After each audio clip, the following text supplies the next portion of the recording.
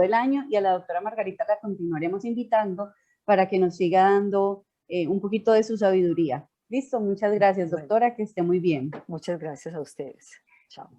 Les quiero recordar, por una parte, que queremos agradecerles por esa asistencia, queremos agradecerles por esos comentarios en Facebook, por todas esas felicitaciones y ese cariño a la distancia que nos mandan. Recuerden que para el grupo de neurociencias de la Universidad de Antioquia, la Facultad de Medicina y la Universidad de Antioquia, es muy importante llegar a ustedes, transmitirles el conocimiento que tenemos y aprender de todo lo que ustedes como cuidadores saben, ¿cierto? Les quiero recordar que la programación del día de hoy es, en este momento continuamos con la charla Medicamentos y su manejo del doctor David Guillón. Después continuaremos con las fases de la enfermedad de Alzheimer de la doctora Lucía Madrigal y tendremos un pequeño receso de almuerzo. ¿Listo? Vamos a darle paso al doctor David Fernando Aguillón, médico del Grupo de Neurociencias de la Universidad de Antioquia, docente de la Facultad de Medicina y candidato a doctor en Neurociencias de la Universidad de Antioquia. Doctor David Fernando, un gusto para nosotros tenerlo aquí en Cuidarme, Cuidarte 2021, mejor prevenir que curar. Muchas gracias, Ángela. ¿Me escuchan bien? Te escuchamos perfecto. Bueno. Perfecto, entonces vamos a continuar en esta línea que nos ofreció la doctora Margarita. Ya hicimos como un abordaje amplio de lo que sería las demencias y miramos algunas de ellas.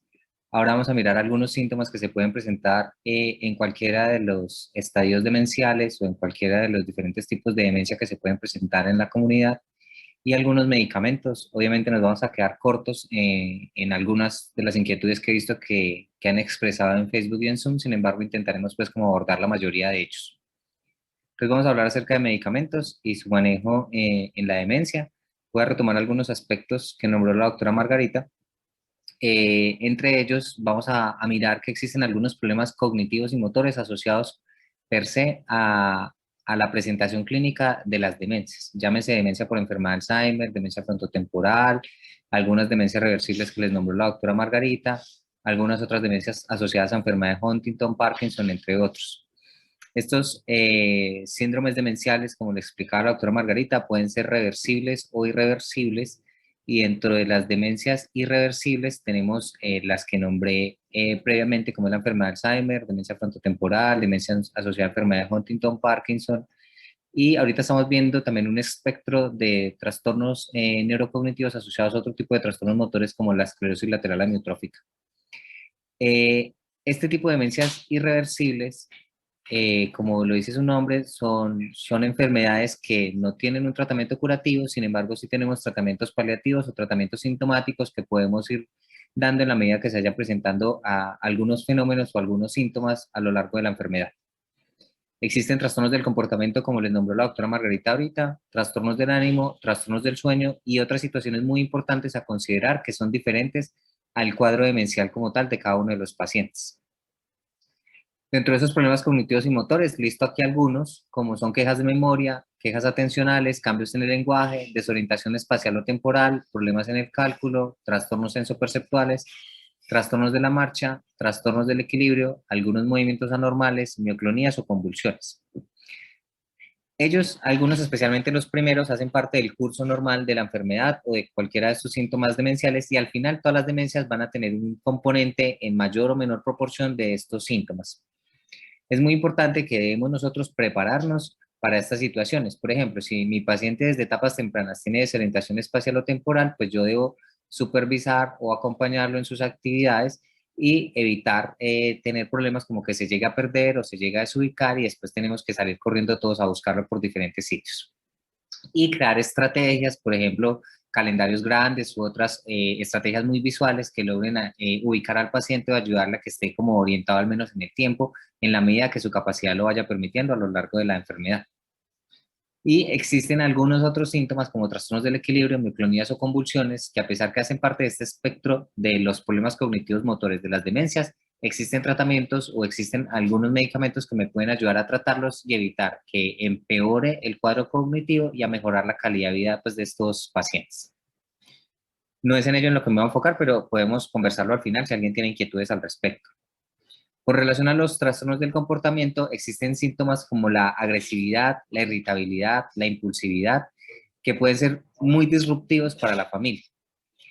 La desinhibición, es decir, personas que sean demasiado cercanas, que empiecen a abrazar a gente extraña, que se empiecen a meter en conversaciones ajenas, que empiecen a hacer cosas que no eran normal de su día a día, de su cotidianidad, de su personalidad premórbida, también es muy importante considerarlo. La ludopatía, que se puede presentar inclusive asociada al uso de algunos medicamentos, por ejemplo, en la enfermedad de Parkinson, o se puede presentar o exacerbar en algunas enfermedades como la demencia frontotemporal. La presencia de alucinaciones visuales auditivas, que como lo nombraba ahorita la doctora Margarita, en la medida que no sean disruptivas, no requieren ser tratadas. Pero cuando estas alucinaciones sí generan disrupción en el paciente o en la familia, pues requiere que nosotros como médicos empecemos algún manejo. Asimismo, los delirios, que los delirios pueden ir desde delirios de robo, delirios de daño, delirios de persecución o inclusive celotipia, que hace parte de ese espectro de los delirios. Ahorita la doctora Margarita también les nombró actos ritualistas que se pueden presentar en algunas de las enfermedades, especialmente la demencia frontotemporal o trastornos compulsivos igualmente. Este tipo de comportamientos o de trastornos del comportamiento es importante mirar qué tanto genera disrupción en el ambiente familiar y en el paciente y tratarlo de una manera oportuna y de una manera escalonada y haciendo énfasis en que no siempre se requiere un manejo farmacológico, sino muchas veces la presencia de estos síntomas son suscitados por el mismo cuidador o por la misma familia de una manera no consciente y se requiere hacer un reencuadre en la familia de cuál es el estado actual del paciente, que estos síntomas pueden estar asociados a la enfermedad, que no es culpa del paciente presentarlos y qué puedo hacer yo como cuidador o como familiar para evitar desencadenar uno de estos episodios de agresividad e irritabilidad, entre otros. Pero cuando ya, a pesar de haber manejado o tener este manejo no farmacológico que vamos a andar un poquito ahorita, pues requerirá de pronto algún manejo farmacológico. Dentro de los trastornos del ánimo puede haber un ánimo exaltado, eufórico, asimismo un ánimo bajito, como una depresión, que lo decía la doctora Margarita, la depresión puede estar previo al inicio de la demencia o puede estar dentro del transcurso de la demencia, es importante tratarlo.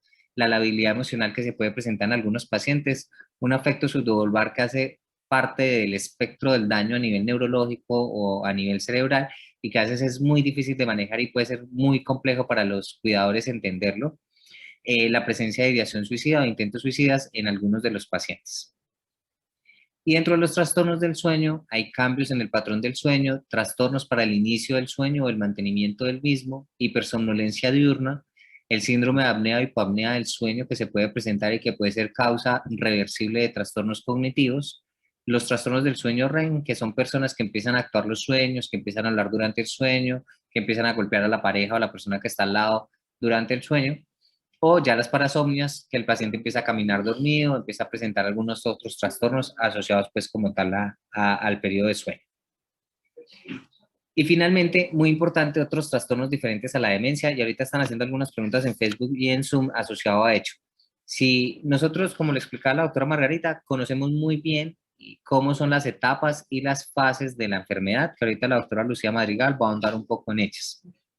Si el paciente presenta una progresión muy rápida o inusual de estas etapas de la demencia, es importante considerar que puede haber otro factor que puede estar exacerbando o acelerando la demencia o los cambios cognitivos que puede tener el paciente. A veces se nos olvida que nuestro paciente con demencia no tiene la capacidad que tiene otro adulto de la misma edad de poder expresar o manifestar algunas condiciones clínicas. Por ejemplo, las infecciones urinarias en los adultos mayores pueden llevar inclusive por fuera del contexto de demencia a tener trastornos cognitivos o cambios cognitivos como es el delirium, que es un síndrome mental orgánico asociado a un episodio o alguna infección o algunas condiciones como hospitalizaciones que en los adultos mayores pueden generar estos episodios confusionales que tratando esa infección pues van a mejorar. Lo mismo ocurre en los pacientes con demencia. Si yo tengo una infección urinaria, se me va a exacerbar y empeorar esos síntomas comportamentales, esos síntomas cognitivos, y finalmente va a empeorar todo lo que estamos llevando de ese progreso de demencia, pero que si yo trato esa infección urinaria o esa infección respiratoria, pues mi paciente va a tender a regresar a su estado basal previo al estado de la infección. Comorbilidades como la hipertensión, como el hipotiroidismo, como el colesterol descompensados, pueden también empeorarme ese cuadro cognitivo. golpes en la cabeza o hematomas como los que explicaba la doctora Margarita ahorita, puede llevar también a descompensación o progresión de esa demencia. Y automedicación o mal manejo de los medicamentos también me puede llevar, o polimedicación me puede llevar a una progresión rápida o un trastorno cognitivo del paciente. En los adultos mayores, con frecuencia, ellos están polimedicados y tienen más de 5 o 6 medicamentos y a veces sin una justificación. A veces tienen 2 o 3 medicamentos para tratar la misma causa. Entonces, es importante ajustar esos medicamentos, es importante consultar porque esa polimedicación y la interacción entre esos medicamentos también puede ser la razón por la cual el paciente esté agresivo, esté irritable, tenga trastornos del sueño o tenga trastornos del ánimo. Es muy importante tener en consideración todos esos aspectos y saber que todas estas situaciones, que son síntomas asociados a cualquier demencia, pueden ser tratadas con un objetivo muy claro: mejorar la calidad de vida del paciente y mejorar la calidad de vida del cuidador. Pero también nosotros como cuidadores debemos tener en cuenta que muchos de esos síntomas pueden estar suscitados por nosotros de una forma involuntaria. Entonces, son situaciones a considerar. Ahora, manejo farmacológico versus no farmacológico. Hay diferentes tipos de demencia, ya la doctora Margarita andó un poco en ello, y cada caso es completamente particular. Yo no puedo generalizar que es que, ay, mi vecino tenía demencia y ya le dieron X medicamento, entonces yo se lo voy a dar a mi paciente. No, cada caso es particular, cada paciente tiene unas comorbilidades, unas condiciones, un ambiente familiar que hacen que el manejo sea completamente diferente, así sea el vecino o inclusive así sea el hermano. Entonces, cada caso lo debemos manejar de forma particular y debemos consultar para ajustar un manejo farmacológico o inclusive para a veces requerimos orientaciones para saber cómo manejar o abordar el paciente. Nosotros como cuidadores vamos a ir aprendiendo en el día a día cómo es el manejo del paciente con demencia. Si a mí me acaban de diagnosticar o acaban de diagnosticar a un familiar o a un pariente con demencia, yo no tengo por qué acelerarme a pensar qué va a pasar en 10 años cuando esté postrado en una cama. Yo debo saber y conocer muy bien cuáles son los síntomas en este estadio de la demencia y cómo prepararme para lo que viene en un momento inmediato. En la medida que avance la enfermedad, iremos aprendiendo, iremos dando el paso con ustedes y les iremos enseñando a qué enfrentarse más adelante. ¿Cuáles son los objetivos del tratamiento y cuáles son las expectativas que tengo como cuidador? Eso es fundamental cuando tenemos pacientes con demencia. ¿En qué sentido? Ahorita veía una pregunta que si la rivastigmina, por ejemplo, que es uno de los tratamientos para la demencia, es curativo o no, y si no, ¿cuál es el objetivo de utilizarlos? Eso es muy importante porque a veces vienen con la expectativa de querer curar al paciente o quitarle todos sus problemas de memoria. Entonces, ¿cuál es el objetivo de ese tratamiento? ¿Cierto? ¿Para qué yo le estoy dando X medicamento o por qué no le doy medicamentos algunas veces a estos pacientes? Esa expectativa que generamos en el cuidador va a ser fundamental y la explicación que le demos a ese cuidador también va a ser fundamental para garantizar una adherencia a un tratamiento. Si nosotros como clínicos no le explicamos el para qué y por qué de un medicamento y cuáles son los posibles efectos adversos, simplemente no vamos a tener una adherencia y no vamos a poder ayudar a este paciente. Es muy importante tener siempre en mente que estas enfermedades neurodegenerativas son irreversibles e incurables, pero eso no implica que no haya mucho por ofrecer para estos pacientes y para los cuidadores. Entonces es ahí donde tenemos que impactar. Bueno, dentro de los objetivos del tratamiento, como lo mencioné ahorita, está mejorar la calidad de vida del paciente y del cuidador, enlentecer o retrasar la progresión de los síntomas cognitivos, y ahí está uno de los puntos de por qué utilizar estos antidemenciales como la rivastigmina o la memantina. Su objetivo es enlentecer o retrasar, pero en 2/3 de la población que lo utiliza no va a funcionar. Sin embargo, en 1/3 de la población que utiliza este tipo de medicamentos, realmente se ve el cambio y se ve el enlentecimiento, y por ese tercio que mejora vale la pena siempre hacer el intento en los pacientes de utilizarlos, pero no es curativo. Hace un enlentecimiento de esa pérdida de la memoria. Tratamiento sintomático dependiendo cuál sea el síntoma que tenga el paciente, es decir, si tiene problemas de la conducta, si tiene trastornos del ánimo, si tiene trastornos del sueño. En algunas situaciones, un único medicamento me puede abordar diferentes síntomas del paciente y debemos impactar en ello. Hay que combinar siempre estrategias de manejo no farmacológico y de tratamiento farmacológico. ¿Por qué? Porque a veces le he dicho a los pacientes, mire, yo le puedo dar toneladas de medicamentos al paciente, pero si nosotros como familia, como cuidadores, no modificamos algunos aspectos del cuidado del paciente, muy difícil vamos a poder controlar esa agresividad que puede estar teniendo mi paciente, ¿cierto? Me explico. Si la causa de la agresividad siempre se da cuando el paciente lo están llevando a comer, cuando el paciente lo están bañando, cuando el paciente lo están vistiendo, si estamos obligando al paciente a salir de la casa y todo es a empujones, a gritos, a pelea, a desvestirlo a la fuerza, obviamente cualquier persona generaría un episodio de agresividad, ¿cierto? Teniendo o no teniendo demencia. Entonces, a veces tenemos que modificar la forma como nos referimos al paciente, la forma como hacemos las cosas y quizás con eso vamos a lograr mucho. A veces también pensamos que el paciente con demencia no entiende, entonces simplemente lo obligamos a hacer las cosas. Pero a pesar de la demencia, hay cierto grado de entendimiento y es un grado de entendimiento que se va perdiendo obviamente a medida que progresa la enfermedad, pero que en etapas iniciales ellos logran comprender. Es decir, a ellos debemos explicarles qué es lo que vamos a hacer, que si vamos a ir a comer, que si nos vamos a bañar, que si nos vamos a vestir, que si vamos a salir a dar una vuelta, a dónde vamos a ir, si nos vamos a ir de viaje, a dónde vamos a ir, por cuánto tiempo. Es importante repetirlo y reforzarlo, porque son medidas que pueden ayudar a mejorar la conducta de ese paciente. Entonces, no solamente es darle un medicamento, sino también cómo nosotros podemos favorecer por medio de estrategias que ese paciente no genere estos episodios de irritabilidad o agresividad. Y dentro del manejo no farmacológico, siempre se requiere un manejo interdisciplinario y, digamos, utilizar diferentes estrategias. Dentro de eso está la actividad física. La actividad física es fundamental en estos pacientes con demencia. A veces también creemos que por el hecho de estar en demencia y de no comprender algunas instrucciones, ellos no van a ser capaces de hacer actividad física y al contrario.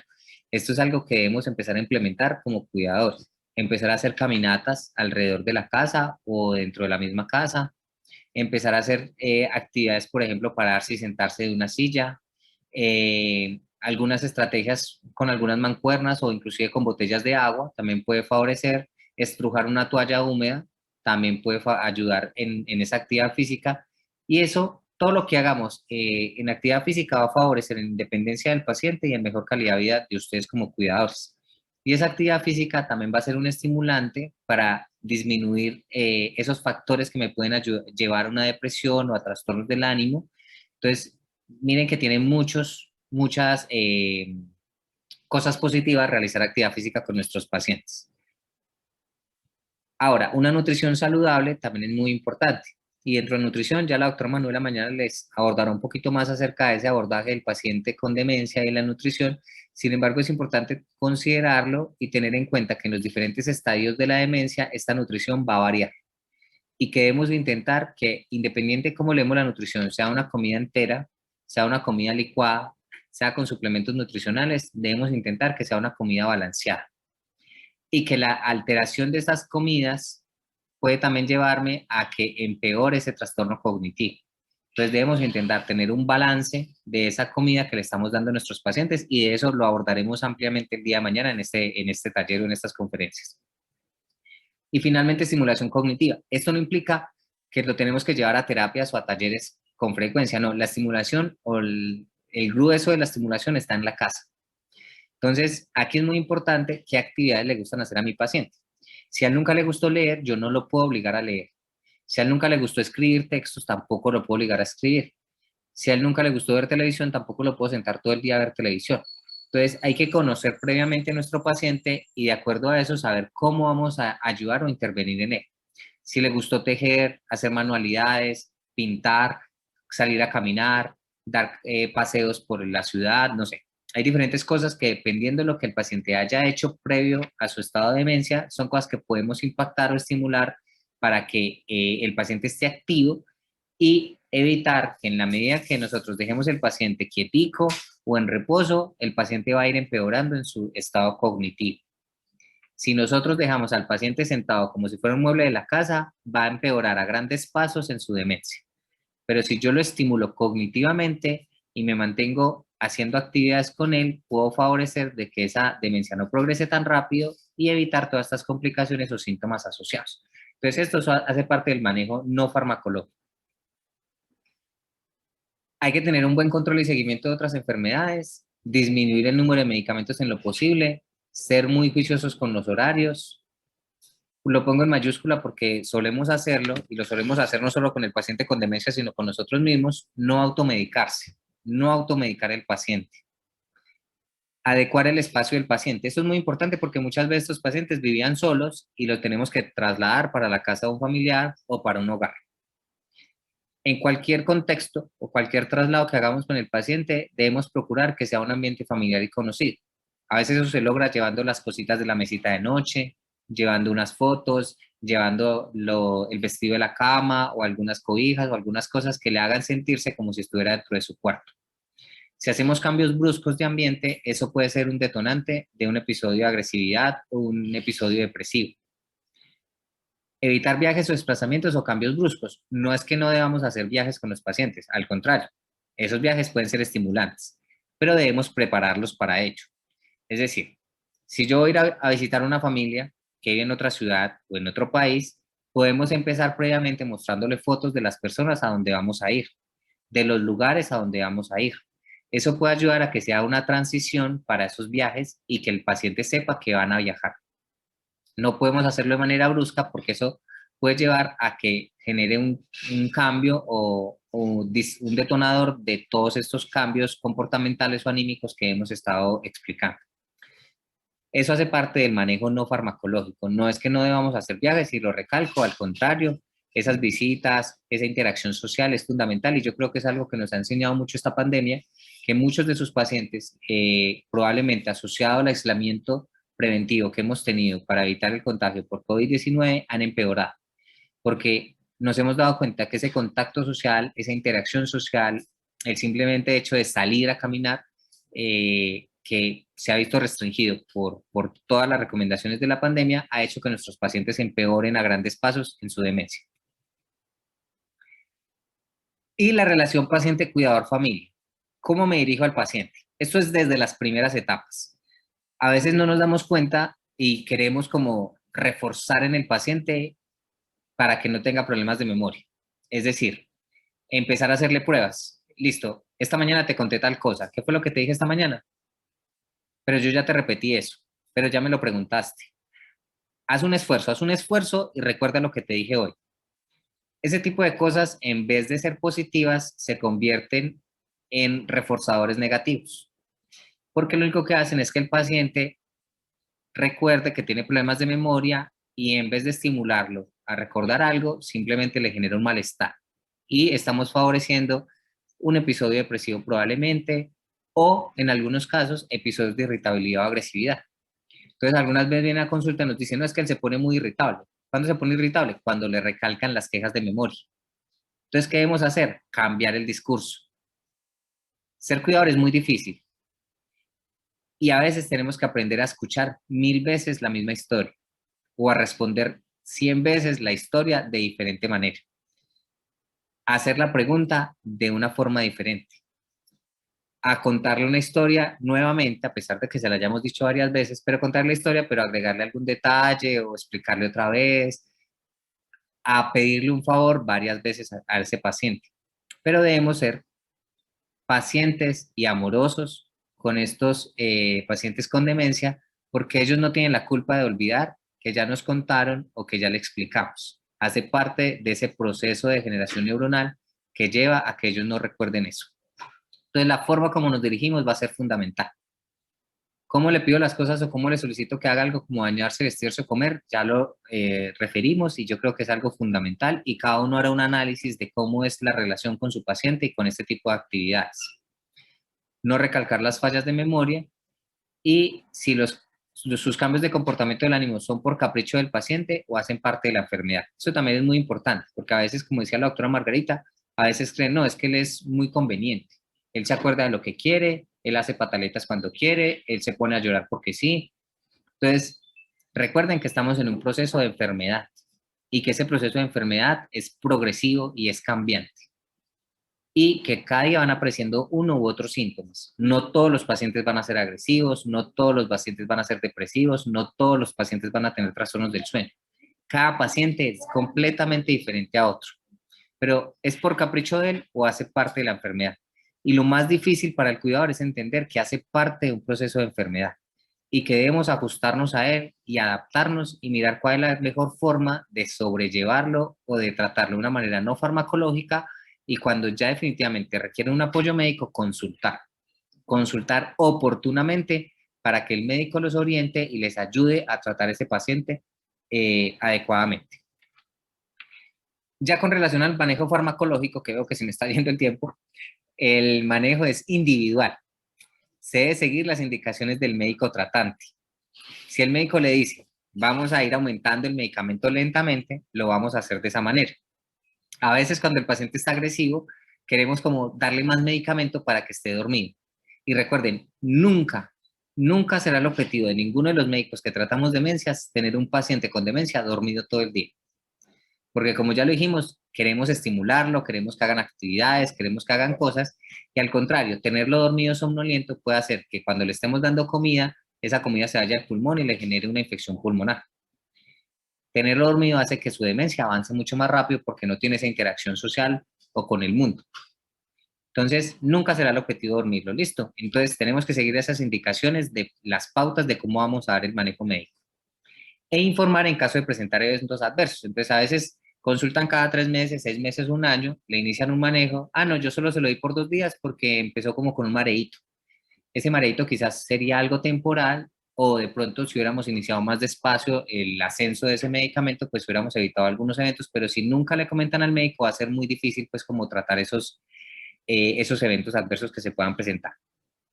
Con relación a los antidemenciales actuales, los beneficios son sintomáticos para medidas de desenlaces cognitivos, entonces globales, funcionales o neuropsiquiátricos. Esos antidemenciales a veces los podemos utilizar también para tratar algunos trastornos del comportamiento. Algunas veces los utilizamos para tratar algunos trastornos del equilibrio. Y tener en mente que con relación a los desenlaces cognitivos es un enlentecimiento de esa pérdida de memoria lo que queremos lograr, pero no vamos a revertir esa pérdida de memoria. Eso es fundamental tenerlo en cuenta. Y de las opciones farmacológicas que tenemos con los antidemenciales, tenemos los inhibidores de la acetilcolinesterasa, antagonistas del receptor NMDA y otras drogas psicotrópicas que ya vamos a mencionar. Entonces, dentro de los inhibidores de la acetilcolinesterasa, son efectivos pues a lo largo del espectro de la enfermedad, especialmente en lo que llamamos la demencia leve y una demencia moderada, que lo nombró ahorita la doctora Margarita. Nos ayuda a mejorar otros trastornos del comportamiento del ánimo y se debe escalar una dosis hasta llegar a una dosis ideal que ya vamos a mirar. Hay que tener precaución con los ancianos que tienen arritmias cardíacas, que tienen una bradicardia, que tienen bloqueos cardíacos o que tienen problemas cardiovasculares, porque me enlentece un poquito la frecuencia cardíaca y puede llevar a bloqueos o algunos problemas cardiovasculares. Antecedentes de úlcera gástrica, asma o EPOC, porque también puede generar alguna interacción con algunos medicamentos. Entonces tenemos dos, entre ellos el donepezilo, que viene de tabletas de 5 miligramos y 10 miligramos, esta es la dosis ideal, y la rivastigmina, que viene de parches de 5, de 10 y de 15, siendo la de 15 la dosis ideal. Aquí están los colorcitos por la cual viene esta marca que se llama Excelon, pero hay diferentes marcas de rivastigmina, de 5 centímetros, 10 centímetros y 15 centímetros. La idea es escalarlo, empezar por el de 5, después al de 10 y terminar en el de 15, sin afán. Nunca hay afán de llegar a la dosis ideal. Se va a hacer lentamente porque si empezamos por la de 15, pues vamos a tener todos los efectos adversos asociados a ese medicamento. Pero si lo hacemos lentamente, quizás podamos evitar muchos de ellos. Esta es la forma de colocarlo, rotarlo a través del tórax, los brazos y la espalda. Podemos utilizar también la espalda baja. La idea es que nunca esté en el mismo sitio, porque si utilizamos siempre el mismo sitio para el parche, pues vamos a favorecer uno de los efectos adversos más frecuentes, que es la alergia en la piel. Entonces la idea siempre es rotarlo. Si presenta algún síntoma, la idea es avisar. ¿Cuáles son los síntomas más frecuentes de uso de la rivastigmina? Dolor abdominal, diarrea o alergia en la piel. Lo importante es informar al médico para intentar mirar si nos devolvemos a una dosis inferior, si realmente está funcionando o si retiramos el medicamento. Y el otro antidemencial grande que vamos a ver es la memantina, que viene en tabletas de 10 y 20 miligramos. La idea es escalar la dosis 5 miligramos por semana. No hay afán en llegar a la dosis de 20 miligramos. Tiene beneficios sintomáticos, especialmente en etapas severas de la enfermedad o en etapas avanzadas, como en la etapa moderada grave. tiene interacción con otros medicamentos. En algunas ocasiones van a ver que nosotros la utilizamos junto con la rivastigmina o el donepezilo porque tienen cierto efecto aditivo, especialmente en la etapa moderada de la enfermedad, pero no es que sea una obligación utilizarlo juntos. Pero en algunas situaciones se pueden utilizar como transitoriamente juntos y ya posteriormente nos quedaremos solo con la memantina. ¿Cuándo retirarla? Es una de las preguntas grandes y lo decidirá el médico dependiendo de la progresión de la demencia de cada uno de los pacientes. Estos dos no es un medicamento que utilicemos en todas las demencias, ¿cierto? Se utiliza especialmente en la demencia por enfermedad de Alzheimer. Y tiene algunos efectos adversos como vértigo, cefalea, estreñimiento, somnolencia, dificultad para respirar, etcétera. Pero no es que se presente en todos los pacientes. Por eso es importante consultar, pero también es importante que ustedes conozcan cuáles son estos posibles efectos. Y me puede ayudar en algunos síntomas neuropsiquiátricos como la irritabilidad, la labilidad afectiva, la agitación psicomotora, la depresión o la psicosis. Entonces, a veces con este solo tratamiento, que también tiene un efecto en la memoria, también logro controlar algunos síntomas neuropsiquiátricos. Muy bien. Dentro del manejo de los antidepresivos, la depresión, como dijimos, es un síntoma frecuente que puede acompañar las demencias. Se debe intentar primero medidas no farmacológicas. También estos antidepresivos son la primera línea de manejo en agitación, trastornos de la conducta o la psicosis. Antes de empezar con los antipsicóticos, que tienen más efectos adversos, podemos iniciar con estos antidepresivos y tiene algunos efectos adversos como boca seca, diarreas, náuseas, dolor abdominal. Dentro de los antidepresivos recomendados para los pacientes con demencia, hay muchos, pero digamos los que más utilizamos, especialmente como trastorno de la conducta, están los inhibidores de la recaptación de serotonina, que en ellos está la fluoxetina, la sertralina, que son medicamentos que ustedes han escuchado con frecuencia. La sertralina, por ejemplo, viene en tabletas de 50 y 100 miligramos. Se debe escalar la dosis de forma paulatina, muy lentamente, porque si iniciamos a veces con dosis de 50 miligramos, que es como viene la tableta, podemos generar efectos adversos en el paciente, como es una agitación o un trastorno de ansiedad. Es como una respuesta paradójica, porque es un medicamento que precisamente controla la ansiedad y la depresión, pero en dosis mayores me puede generar un episodio de ansiedad. Según el objetivo terapéutico, se puede alcanzar dosis de 50 o 100 miligramos. Si lo queremos como ansiolítico, porque el paciente está con una caminadera demasiado ansioso, pues la idea es llegar a dosis de 100 miligramos. Si lo queremos como antidepresivo, nos podemos quedar con dosis de 50 miligramos, pero siempre bajo supervisión médica, nunca automedicar el paciente. Y en esta charla no estoy medicando absolutamente a nadie, siempre deben consultar para tratar el paciente. Y se debe retirar cuando se hayan controlado los síntomas. A veces también con los pacientes con demencia ocurre que le inician un manejo y se queda por siempre. Lo ideal es que un paciente con demencia no tuviera tratamiento farmacológico. Es decir, que cuando un paciente llega a una demencia grave, una demencia avanzada, básicamente solo tuviera los pañales y no tuviera absolutamente nada más. Pero van a haber situaciones como, por ejemplo, los pacientes que convulsionan, que van a requerir que ese manejo sí sea de por vida. Pero este tipo de manejos que es para la depresión se deben utilizar mientras esté ese episodio depresivo y se retirará posteriormente. Nunca se van a quedar por siempre esos medicamentos. Y ya los antipsicóticos tienen una indicación muy clara que son síntomas psicóticos refractarios, en el cual el paciente es una amenaza para él mismo o para los demás, que hay una ineficacia o no funcionó el uso del tratamiento como los antidepresivos, que ya lo expliqué previamente, y las que no son medicamentos que utilicemos para dormir. A veces simplemente utilizan el medicamento X o Y antipsicóticos como la quetiapina simplemente porque creen que el paciente tiene un trastorno del sueño. Y no siempre va a ser el manejo ideal. Primero tenemos que probar otras cosas antes de llegar a utilizar estos medicamentos. Repito, el objetivo nunca será sedar o dormir al paciente y se debe utilizar por tiempos cortos, porque ningún medicamento es completamente benigno, pero estos antipsicóticos tienen grandes efectos adversos.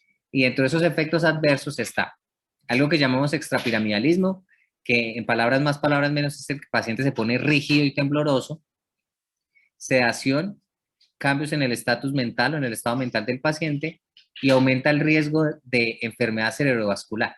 Es decir, que el hecho de utilizar estos medicamentos favorece o aumenta el riesgo de que mi paciente con demencia tenga un evento cerebrovascular comparado contra otras personas de su edad o otras personas con demencia que no lo utilicen. Y aumenta la mortalidad en pacientes con enfermedad de Alzheimer. Entonces miren que no son completamente benignos ni sanos y solo se deben utilizar cuando sean estrictamente necesarios o indicados por un médico y por periodos cortos. Dentro de ellos tenemos la olanzapina, la risperidona y la quetiapina. También tenemos otro que es el aripiprazol, son medicamentos que digamos que han sido utilizados en pacientes con demencia, pero tienen esa alerta grande que les expliqué ahorita del riesgo de accidente cerebrovascular en los pacientes con demencia. Se debe utilizar por tiempos cortos y usar la menor dosis según la respuesta terapéutica. La quetiapina, uno puede llegar a dosis de 900 miligramos para en enfermedades psiquiátricas.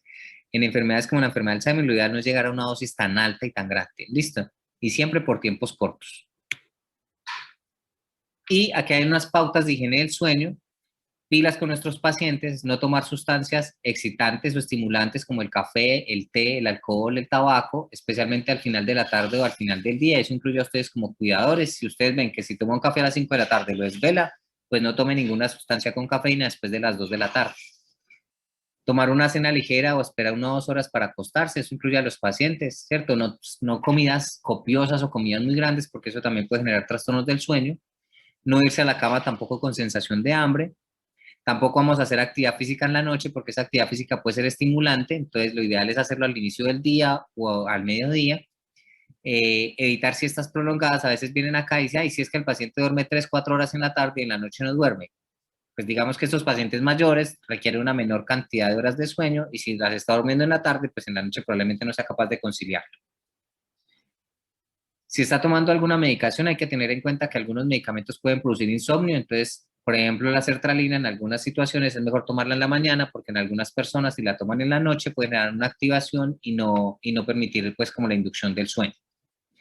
Mantener horarios de sueño regulares y eso digamos que también hago o recalco que en los pacientes y parte del manejo no farmacológico de estos pacientes es generar rutinas.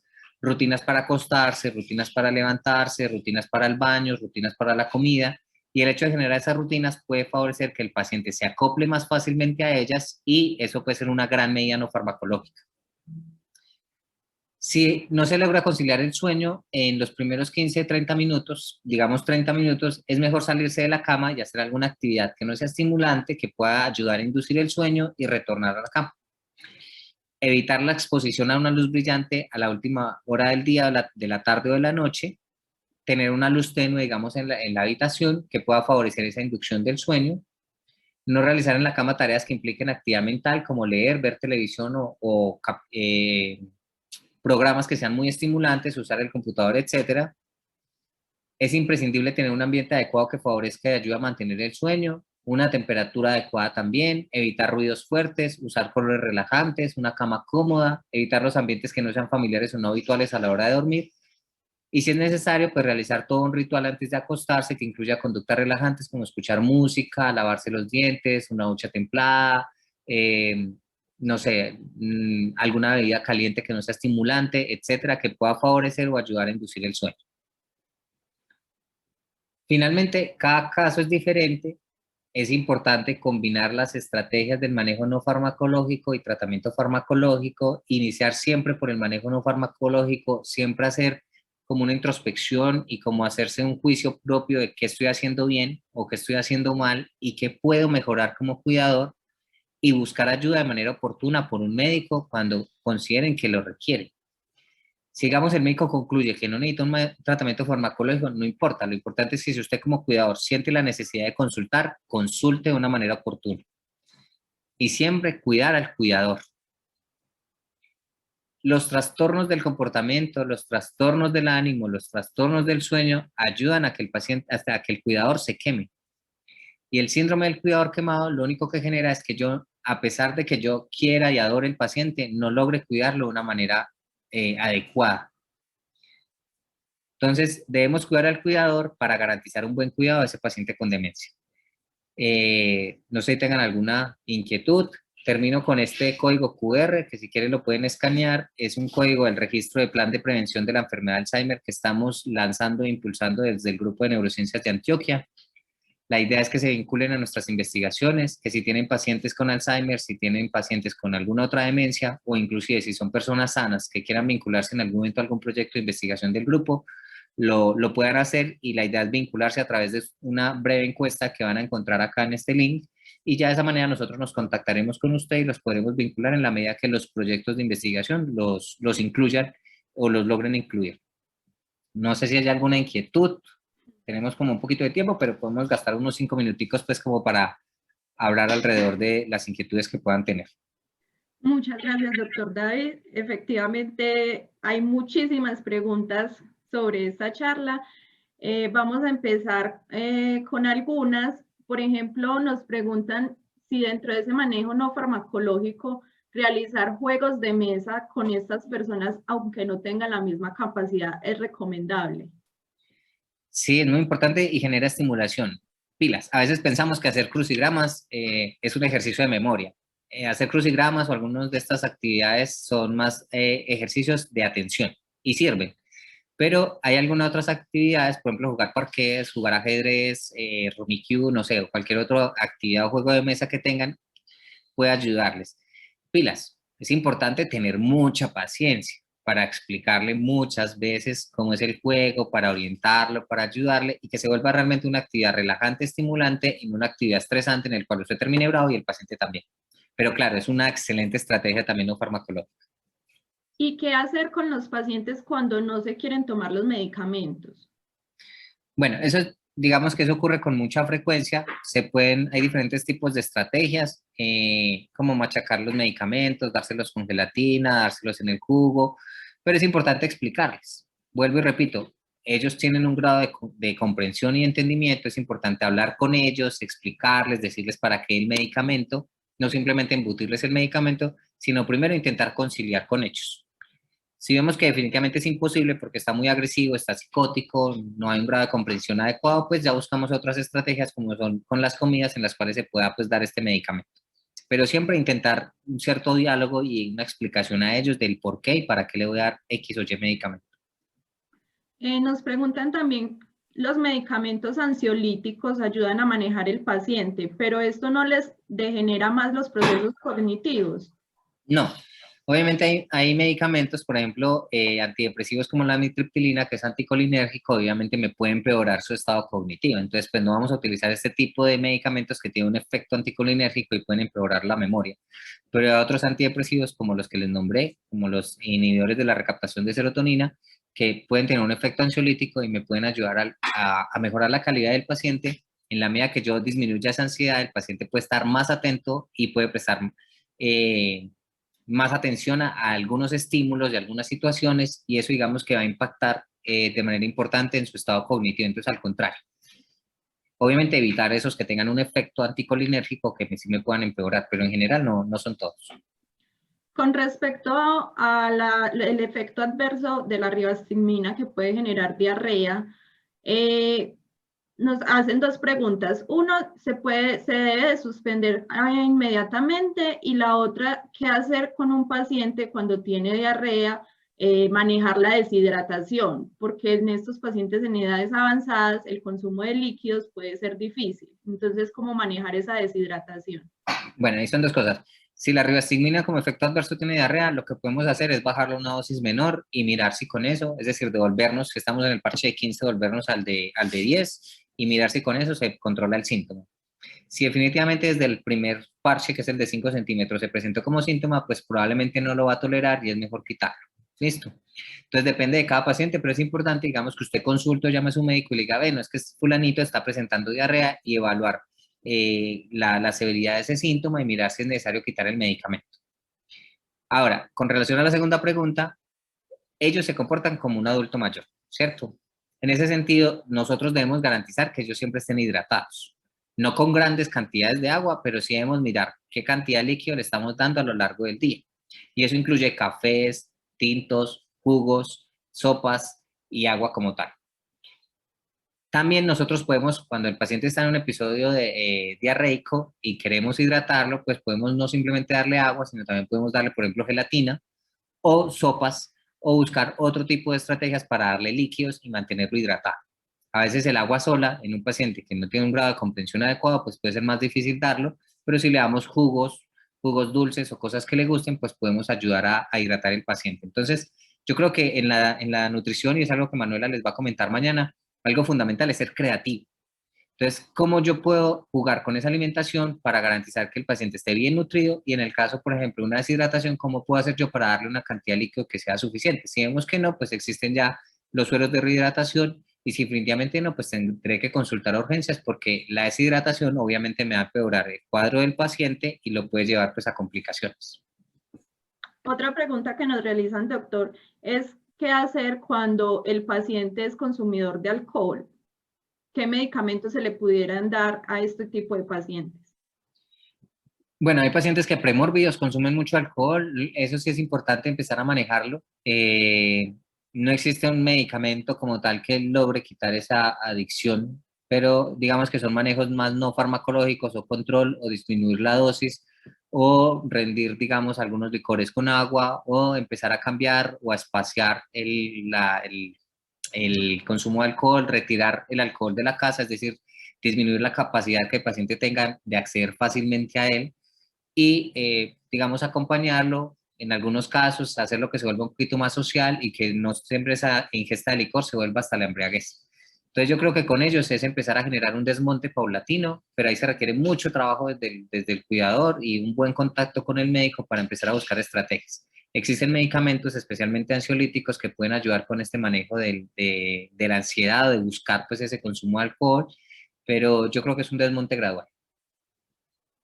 ¿Es recomendable, doctor, que estos pacientes consuman antibióticos cuando presentan infecciones frecuentes? Pero si están formuladas por un médico, ¿cierto? No es que si yo creo que tiene una infección urinaria, entonces yo le voy a dar antibiótico, no. O es que yo creo que él tiene una infección, entonces yo le doy antibiótico, no, en lo absoluto. O sea, no es que sea una recomendación, siempre le tienen que dar antibiótico por cualquier pico febril, no. Ellos pueden tener un episodio de diarrea y pueden tener fiebre por un virus y no van a requerir antibiótico. Pueden tener la orina oscura y no necesariamente asociada a una infección urinaria. Entonces, esos manejos antibióticos deben ser regulados por un médico, porque si no, vamos a favorecer una resistencia antibiótica en ese paciente y va a ser más difícil después tratarlos. Hay pocos casos en los cuales los pacientes tienen infecciones urinarias a repetición y vamos a dejar un tratamiento antibiótico como profiláctico, pero repito, siempre debe ser ordenado y dirigido por un médico, nunca automedicado. Y la última pregunta, doctor, es ¿qué hacer cuando el médico les recomienda o les receta varios medicamentos que sirven para lo mismo? ¿O cómo se pueden, qué efectos adversos pueden presentar al mezclar antidepresivos, antipsicóticos, antihipertensivos? ¿Cómo manejar todos esos medicamentos en un solo paciente? A veces ocurre algo que digamos, la familia en esa búsqueda de una respuesta por tratar a ese paciente con demencia, consulta a varios médicos y cada médico empieza a mandar lo que él considera que es lo más adecuado. Entonces termina ese paciente con 3 antidepresivos, con 3 anticonvulsivantes, con un montón de medicamentos que no son necesarios y que sí pueden tener un efecto adverso como un síndrome serotoninérgico, por ejemplo, en el paciente y que inclusive pueden llevar a una hospitalización o la muerte. Entonces, yo creo que lo más importante es tener un médico con el cual usted sienta la confianza y se sienta a gusto, en el cual se pueda hacer un seguimiento del paciente. El médico está en la capacidad de saber que un medicamento puede servirle para 2 o 3 condiciones clínicas o que pueden generar interacciones entre ellos. Entonces, yo creo que lo más importante es como empezar a hacer una buena relación médico-paciente, médico-cuidador-familia y paciente, que pueda llevar a que no se generen sobretratamientos o interacciones farmacológicas que pongan en riesgo la vida del paciente o generen efectos adversos indeseables. No se deben tener varios medicamentos para una misma condición. Si un medicamento no funciona, pues es importante cambiarlo por otro, pero no empezar a agregar y agregar y agregar, porque no son efectos aditivos, sino son interacciones que finalmente tienen efectos adversos. No sé, ¿alguna otra pregunta? Sí, hay muchas, pero ya estamos cortos de tiempo. Solo quiero hacer una pregunta chiquita. Estos medicamentos que usted mencionó durante su presentación también pueden ser útiles para tratar otro tipo de demencias diferente a la demencia tipo Alzheimer. Sí. Sí, yo no hice énfasis en Alzheimer. En realidad todo esto se puede tratar en todas las demencias. El médico que trate pues, demencias estará en la capacidad de indicar cuándo usar uno u otro tratamiento. Entonces, esto es algo que cubre completamente todas las demencias. Y hay unos que son específicos o que se usan más, ni siquiera son específicos, se usan más para Alzheimer como es la rivastigmina y la memantina, pero sin embargo la utilizamos también en otras enfermedades, por ejemplo en Parkinson, por ejemplo, también la pueden utilizar en demencia por cuerpos de Levy, etcétera. Entonces, en realidad todos estos medicamentos son amplios y se pueden utilizar en cualquier tipo de demencia, pero siempre cuando tengan la indicación. Bueno, doctor David, le agradezco mucho por esta excelente charla, excelente conferencia. Quedaron muchas preguntas por fuera, pero pues en este momento ya estamos corticos de tiempo. La invitación es que cada uno consulte con su médico tratante con respecto a ese manejo farmacológico que le están dando a sus pacientes, a sus familiares. Muchas gracias, doctor. Que tenga un excelente día. Gracias.